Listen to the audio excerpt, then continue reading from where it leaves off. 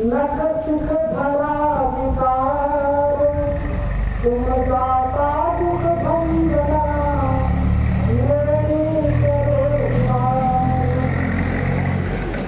तीन लोक नवखंड में गुरु से बड़ा न कोई, करता करे न कर सके, गुरु करे तो होय। मेरे परमाराध्य गुरुदेव संत विश्वबंधु जी महाराज, जिनके चरण कमल की छत्र छाया में हम सभी शिष्यगण आज सत्संग का आनंद ले रहे हैं, उनके परम सानिध्य को प्राप्त कर रहे हैं। हम ऐसे महान गुरुदेव के चरण कमल में कोटि कोटि बार बंदगी करते हैं। सत साहेब बंदगी, सत साहेब बंदगी, सत साहेब बंदगी। और सत्संग में उपस्थित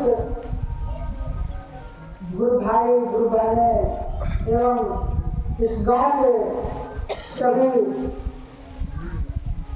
परम सम्मानित सज्जनों को, माताओं को मैं हार्दिक शुभकामनाएं देता हूँ कि आप सब अपना कीमती समय निकाल करके इस सत्संग में पहुंचे हैं।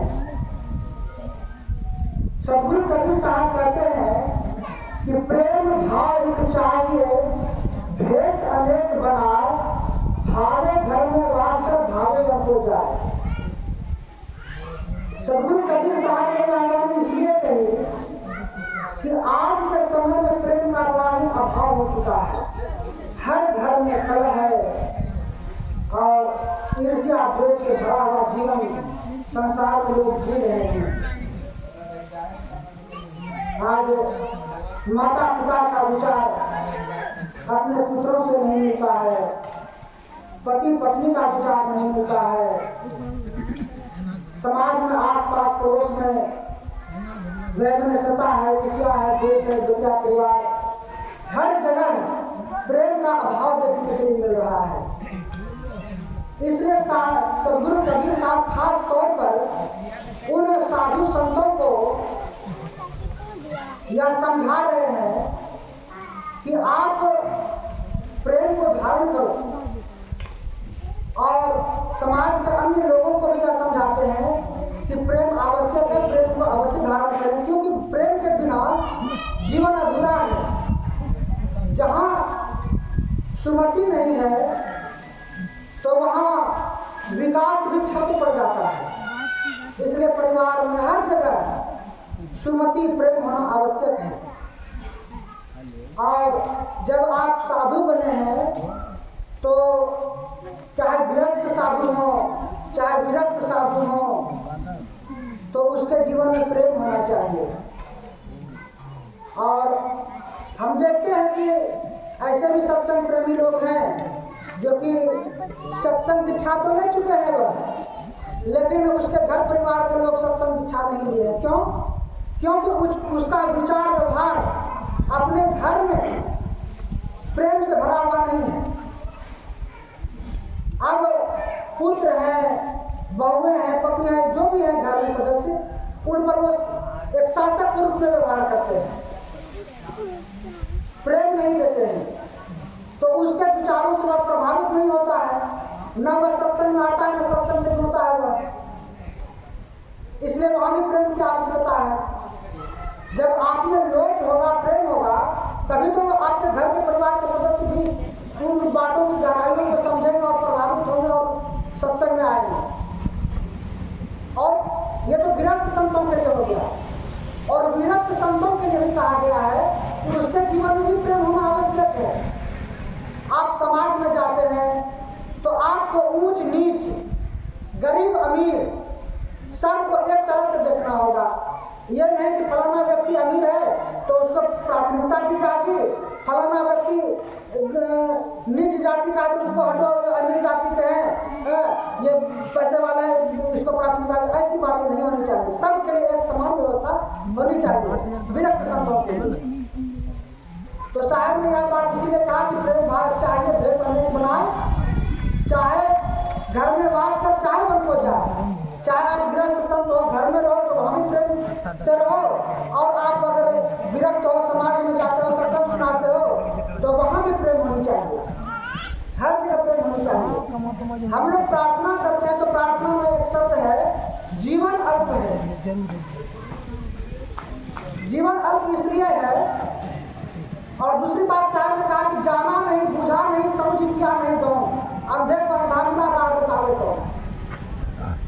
अर्थात हम जो जीवन जी रहे हैं बस जी रहे हैं, भक्ति के मर्म को नहीं जान पाए कि भक्ति क्या है।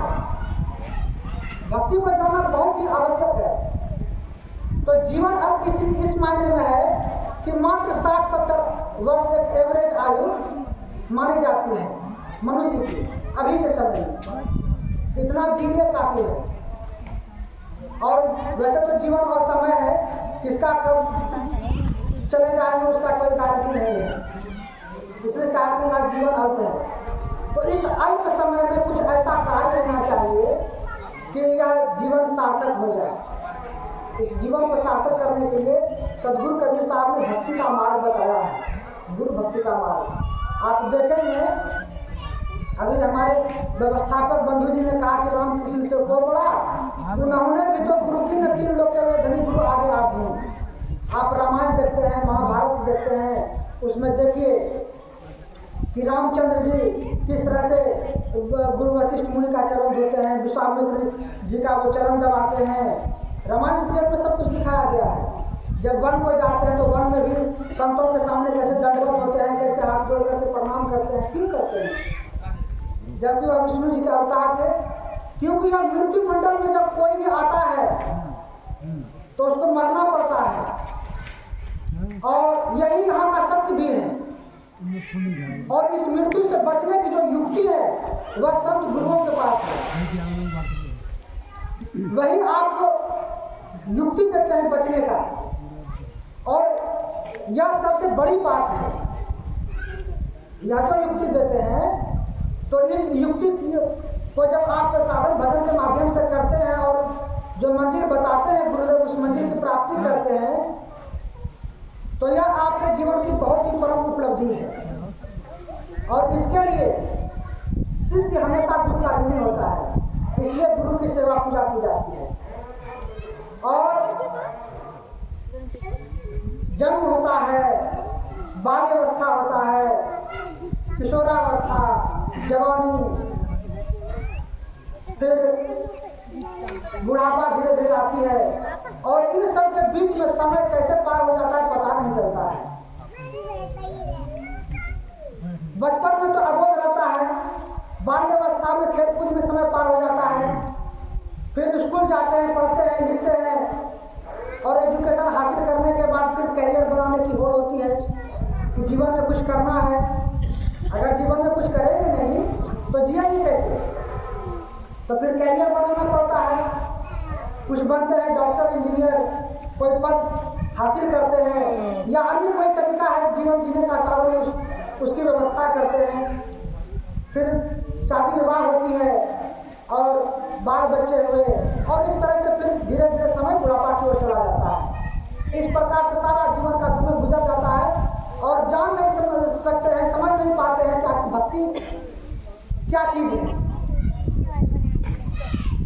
इसी उहापों में सारा जीवन गुजर जाता है। इस चीज को नकारा नहीं जा सकता है, यह जीवन जीने के लिए आवश्यक है। यह सब चाहिए, पढ़ना लिखना, अपना कैरियर पेशा बनाना, शादी विवाह करना, यह आवश्यक है। लेकिन इसी में रत रहना यह सही नहीं है। इससे ऊपर उठ करके विचार करना चाहिए कि हम जो आए हैं संसार में, हमें जो जीवन मिला है किस लिए मिला है, हमें क्या करना चाहिए। इन सब बातों पर कम से कम दिन में अगर हम काम धंधा में व्यस्त रहते हैं, अगर चिंतन नहीं कर पाते हैं, तो खाना पीना खाने के बाद जब रात्रि को विश्राम करते हैं तो उस समय भी यह चिंतन अवश्य करना चाहिए कि हमारा जीवन जो है वह किस लिए है, हमें क्या करना चाहिए जीवन में। और इन सब बातों को और सत्संग अवश्य आना चाहिए। सत्संग आने से संतों का ज्ञान सुनने के लिए मिलता है। और ज्ञान बहुत बड़ी चीज है। और ज्ञान में सत्य बताया जाता है कि सत्य क्या है। जीवन जो जी रहे हैं हम, तो एक असत्य की ओर हम जा रहे हैं। सत्य को हम नहीं जान पाए। सत्य भीतर है। अगर सत्य बाहर होता, जिस चीज को भी हम देख रहे हैं वह परमानेंट होता। सत्य परमानेंट होता है, अस्थाई होता है, वो अस्थाई नहीं होता है। जितना भी चीज देख रहे हैं सब मरणशील है, यहां तक कि शरीर भी।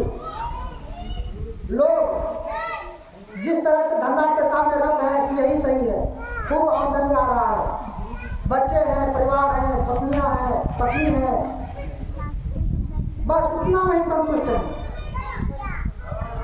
वह सत्य नहीं है। यहां तक यह शरीर भी सत्य नहीं है। अगर यह शरीर सत्य होता तो यह शरीर रहता। आप यह सोचिए, यह विचारिए कि जिस समय मृत्यु होती है उस समय जिससे आप प्रेम करते हैं उसमें कोई जमानत देने वाला नहीं होता है। आपको कोई भी बचाने वाला नहीं होता है। कोई भी आपको नहीं बचा सकता है, चाहे पत्नी हो, बच्चे हो। आपकी पीड़ा को देखकर वह दुखी होते हैं।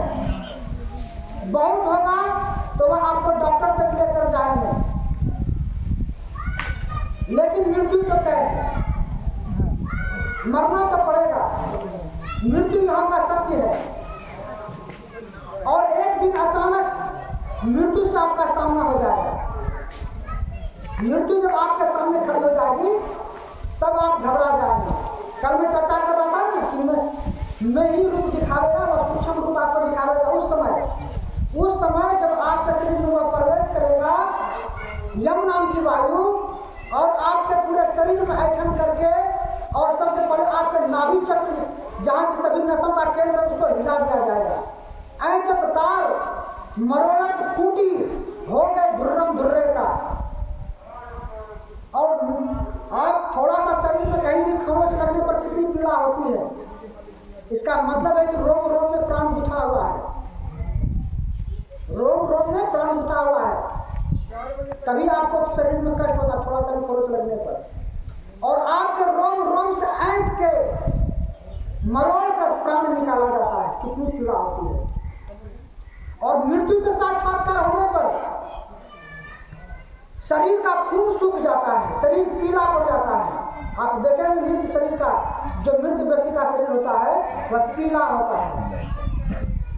किसी का मुख से प्राण चला गया, मुंह खुला रह गया, आंख से निकल गया, आंखें खुली रह गई, नाक से निकल गया तो नाक से गंदगी निकल जाता है, कान से गंदगी निकल जाता है, पेशाब के रास्ते से, पैखाने के रास्ते से गंदगी निकल जाता है। तो सदगुरु कबीर साहब कहते हैं कि 9 द्वार संसार का 10वां योगी तार, एक आदर्श खिड़की खुली अग्र पुरुष दरबार। संसार के जो प्राणी जाते हैं तो वह इन्हीं 9 रास्तों से जाते हैं। 2 आंख के, 2 नाक के, 2 कान के, 1 मुंह के, कितने हो गए? 7 मल के द्वार और मूत्र के द्वार 9। इन्हीं 9 रास्ते से उसकी आत्मा को यम नाम की वायु जब प्रवेश करती है तो निकाल कर जबरदस्ती ले जाती है। और साहब कहते हैं कि जो गुरु भक्त होता है, गुरु से युक्ति लेकर भजन साधन करता है, उसका रास्ता 10वां द्वार है। उसको काम कुछ नहीं कर सकता है। उस समय गुरु की शक्ति काम करती है, क्योंकि गुरु जीते जी मुक्त होते हैं।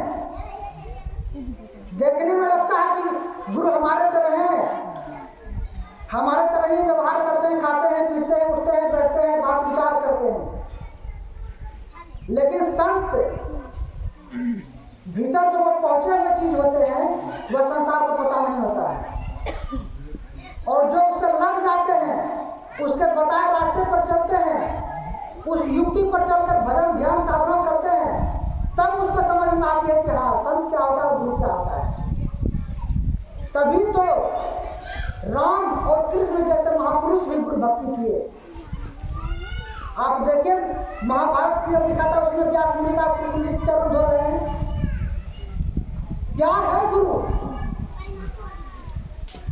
इसको समझना बहुत ही आवश्यक है। और अचानक मृत्यु से साक्षात्कार होना उससे बेहतर है कि जीते जी मृत्यु से साक्षात्कार करने से। जब आप भजन ध्यान करेंगे, दशम द्वार से निकलेंगे, तो वही रास्ता है मृत्यु से।